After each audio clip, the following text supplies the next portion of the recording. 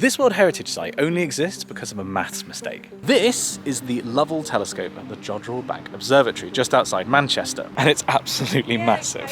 And this observatory, Jodrell Bank, traces its origins back to the 1940s, when a guy called Bernard Lovell wanted to take some observations of cosmic rays. Cosmic rays are these high-energy particles that stream through the Earth's atmosphere and leave behind them ionized particles, like a small amount of plasma. What Lovell wanted to do was use this newfangled technique called radio astronomy, for using radio waves to detect the ionized trail left behind by the cosmic rays. Lovell having had experience with radar systems in World War II. In fact, he was one of the key people behind radar detection of U-boats in the Atlantic. But he couldn't take his observations at the University of Manchester because the trams in the city produced too much interference. So he came here to where the university had a botany site and built a rudimentary radio telescope. And it turned out that he didn't actually collect any data on cosmic rays because the radio signals were much too faint. It later turned out that he'd made a mistake in his calculations for how large the signal he was expecting. He was off by a factor of several thousand because he was doing those calculations on an airbase which was under attack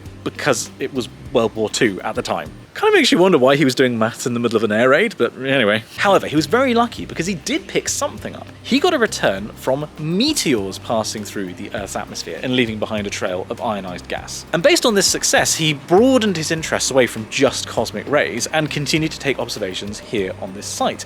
And that eventually led to the Lovell Telescope, which was listed as a UNESCO World Heritage Site because of its unique role in the history of radio astronomy in the middle of the century. And by the way, you can visit Jodrell Bank. Like, there's a visitor centre and an art exhibition and a cafe and everything. As far as I know, it is the only World Heritage Site that is an active site for doing science. This observatory is still operational. In fact, the dish behind me is moving. It's tracking a pulsar in the sky right now. It's probably the strangest World Heritage Site in the UK, and it only exists because of, well, a mistake. He makes a maths mistake and he gets an observatory. I make a mistake and I lose 18 months of my PhD.